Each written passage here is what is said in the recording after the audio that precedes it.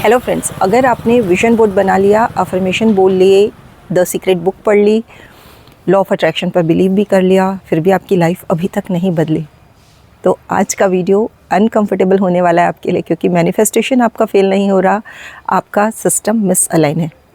आज मैं आपको 3 मेन रीज़न बताने वाली हूँ जो क्वाइटली आपकी मैनिफेस्टेशन को ब्लॉक कर रहे हैं। आप यदि पूरा वीडियो एंड तक देखेंगे तो आपको क्लैरिटी आ जाएगी, या तो क्लैरिटी आएगी या तो आपका ईगो हर्ट हो जाएगा। दोनों ही ग्रोथ के साइन है।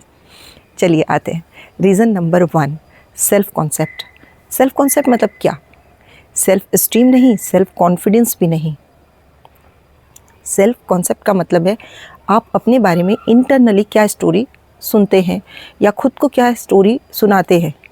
आपका सबकॉन्शियस नैरेटिव ही आपका सेल्फ कॉन्सेप्ट होता है। अक्सर हम कहते रहते हैं अपने मन ही मन में कि मैं लकी नहीं हूँ, मेरे लिए मनी इजी नहीं है, रिलेशनशिप मेरे लिए कॉम्प्लिकेटेड है, और ये स्टेटमेंट्स कैजुअल नहीं है, ये आइडेंटिटी के प्रोग्राम्स है। ये आप हमेशा वैसा ही एक्ट करेंगे। You will always act in alignment with the image you carry off your self. आप अपनी इमेज जैसी बनाकर चलते हैं वैसा ही चलते हैं। मगर यदि आपका सेल्फ कॉन्सेप्ट है मैं ब्रोक हूँ और यूनिवर्स आपको अपॉर्चुनिटी भी देगा, तो आप उस अपॉर्चुनिटी को सैबोटाइज कर देंगे, क्योंकि सबकॉन्शियस फैमिलैरिटी चाहता है। इमेजिन कीजिए कोई पर्सन बोलता है कि मैं जिम पर्सन हूँ, तो उसे विल पावर नहीं चाहिए। बिहेवियर उसका ऑटोमेटिक होगा, वो सुबह उठेगा और जिम जाएगा, क्योंकि उसका सेल्फ कॉन्सेप्ट है। पर यदि आपका सेल्फ कॉन्सेप्ट है कि मैं लेज़ी हूँ, तो आप 1 तारीख से जाऊँगा, फिर वो मोटिवेशन आपके 2 हफ्ते में ख़त्म हो जाएगा। फिर मतलब मैनिफेस्टेशन यही है कि आप 3 हफ्ते अफर्मेशन करेंगे, फिर आपका सबकॉन्शियस बोलेगा ये तो नॉर्मल नहीं है, क्या पता मिलेगा या नहीं मिलेगा, फिर आप सब वापस से उसी सेम लूप में फंस जाएंगे। आइए सॉल्यूशन पे बात करते हैं कि एग्जैक्टली सॉल्यूशन क्या है। आपकी अवेयरनेस, देन रीफ्रेमिंग और देन हीलिंग, ये तीनों मिलकर ही आपका रिज़ल्ट ला सकते हैं। अवेयरनेस क्या लाना है कि कौन सी स्टोरी आपके सबकॉन्शियस में रिपीट हो रही है। रीफ्रेमिंग क्या करना है, उसी स्टोरी को कॉन्शियसली रिप्लेस करना है एक अच्छी स्टोरी से। और हीलिंग में आपको अपने ओल्ड ट्रॉमास को, उसकी एनर्जी को रिलीज़ करना है। ये सब पैरेलल में चलेगा जब तक पॉजिटिव वर्ड्स आपके नर्वस सिस्टम का नेचुरल फील ना बन जाए, तब तक आपको मैनिफेस्टेशन फोर्सफुली करना पड़ेगा। अब सेकेंड रीजन पे आते हैं, ये है ऑब्सेशन। ये बहुत डेंजरस है। इमेजिन कीजिए कि आप स्पेसिफिक पर्सन को अट्रैक्ट करना चाहते हो, लेकिन आपका इंटरनल बिलीफ है only when this person loves me I will feel वर्दी। तो ये क्रिएशन की एनर्जी नहीं है, ये डिपेंडेंसी की एनर्जी है। ऑब्सेशन होना हमेशा लैक की एनर्जी को अट्रैक्ट करता है। Lack of trust, lack of surrender. आप यूनिवर्स पे ट्रस्ट नहीं कर रहे हो, आप खुद पे ट्रस्ट नहीं कर रहे हो। आप कंट्रोल करना चाहते हो, कैसे होगा, कब होगा, वो मुझे टेक्स्ट क्यों नहीं कर रहे हैं। और जो ये ऑब्सेशन होता है ये रिपेल करता है, क्योंकि एनर्जी एकदम टाइट है। क्रिएशन की एनर्जी हमेशा सॉफ्ट होती है। इसलिए जब आप किसी एक्सटर्नल चीज़ को अपनी इमोशनल स्टेबिलिटी का सोर्स बना लेते हो, तो यूनिवर्स उसको आपसे टेम्पररी दूर कर देता है।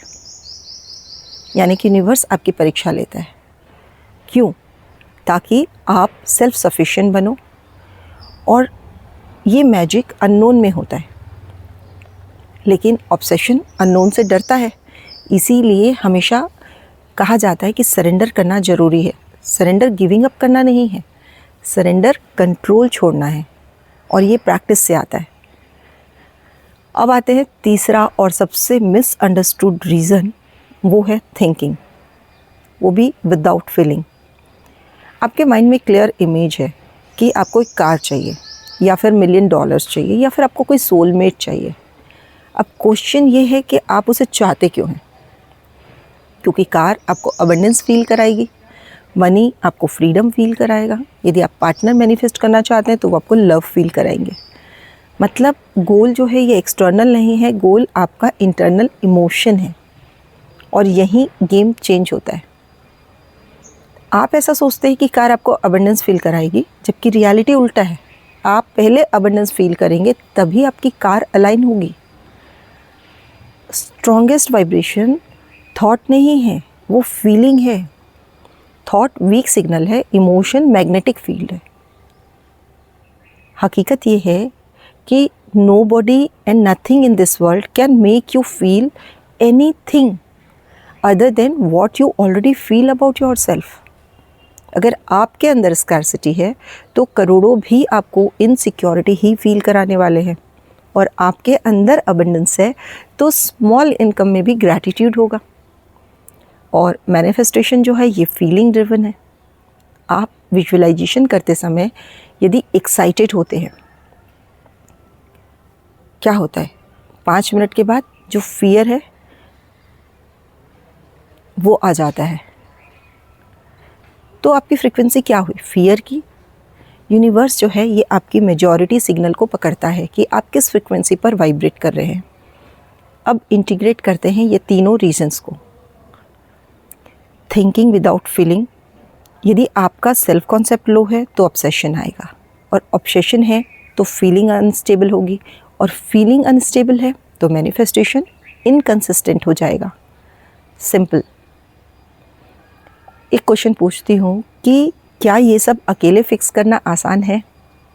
ऑनेस्ट आंसर है नहीं, क्योंकि सबकॉन्शियस अकेले चेंज नहीं होता। एनवायरनमेंट चाहिए, गाइडेंस चाहिए, कंसिस्टेंसी चाहिए, और इसीलिए मेरा जॉयफुल का सेशन एग्जिस्ट करता है।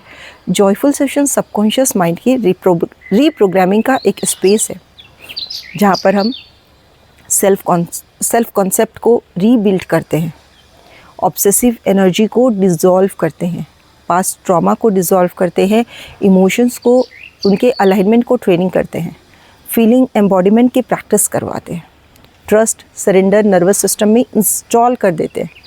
और ये थ्योरी क्लास नहीं होती है, ये इनर ट्रांसफॉर्मेशन का एक लैब है, समझ लीजिए। और सच में आपको रिज़ल्ट चाहिए तो रैंडम यूट्यूब नॉलेज से कंप्लीट रिज़ल्ट नहीं मिल पाएगा फ्रेंड्स। स्ट्रक्चर्ड रीवायरिंग कीजिए, और आप यदि रेडी हैं अपने पुराने नैरेटिव्स को ब्रेक करने के लिए तो जॉयफुल सेशंस को ज्वाइन कीजिए। डिटेल्स डिस्क्रिप्शन में या बायो में आपको मिल जाएगी। कमेंट्स में जॉयफुल लिखिएगा या डीएम कीजिएगा, क्योंकि मैनिफेस्टेशन एक टेक्निक नहीं है, आइडेंटिटी अलाइनमेंट है, और कंप्लीट प्रोसेस करने से आपको रिज़ल्ट डेफिनेटली मिलता है। अलाइनमेंट गाइडेड जो स्पेस में फास्ट होता है, गाइडेड स्पेस है तो उसमें फास्ट होता है। चॉइस आपकी है, कंफर्ट नैरेटिव चाहिए या कॉन्शियस क्रिएशन। Thank you.